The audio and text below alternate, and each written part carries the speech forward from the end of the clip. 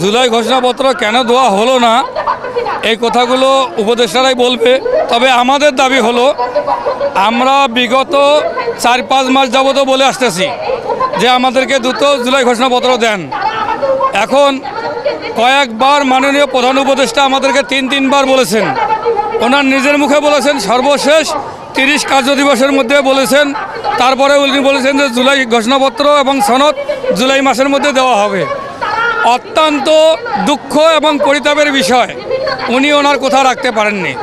এবং আমরা সারা বাংলাদেশের জুলাই যোদ্ধাদের পক্ষ হইতে ঢাকায় আমরা ওনাদের সাথে কয়েকবার উপদেষ্টাদের সাথে যোগাযোগ করেছি এবং ওনাদেরকে আমরা জানিয়েছি যে জুলাই সনদ এবং ঘোষণাপত্র যদি জুলাই মাসের মধ্যে দেওয়া না হয় তাহলে আমরা 31শে জুলাই শাহবাগ ব্লকেট করব। এরই পরিপ্রেক্ষিতে আজকে আমরা এই শাহবাগে অবস্থান কর্মসূচি গ্রহণ করেছি।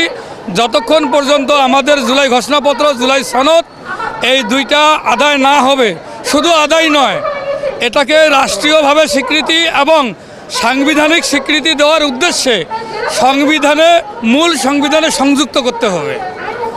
মূল সংবিধানে সংযুক্ত, নট অনলি রাষ্ট্রীয় স্বীকৃতি, সাংবিধানিক স্বীকৃতি আমাদেরকে দিতে হবে।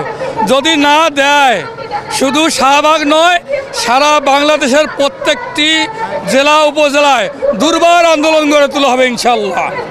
আজকে আন্দোলনের আমাদের দাবি হলো, আমরা 1 বছর যাবৎ আমাদের জুলাই সনদ দিতে পারছে না। আমাদেরকে তারিখ দিয়েছে 3বার, এখন না লাস্টবার আমাদেরকে বলেছে 31শে জুলাই আমাদেরকে জুলাই সনদ প্রদান করবে। 31শে জুলাই শেষ হয়ে গেলো, আমাদেরকে দিতে পারলো না। এই জন্যে আমরা 64 জেলা একত্রিত হয়ে জুলাই আন্দোলন আহতকারী সবাই একত্রিত হয়ে আমরা শাহবাগে মুড়ে নেমেছি আমাদের জুলাই সনদ দেওয়ার জন্য।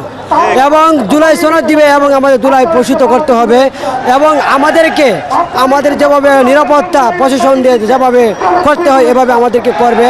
এবং আমাদের যতক্ষণ পর্যন্ত জুলাই সনদ না আসবে ততক্ষণ পর্যন্ত আমরা শাহবাগে মুড়ে নেমে থাকবো।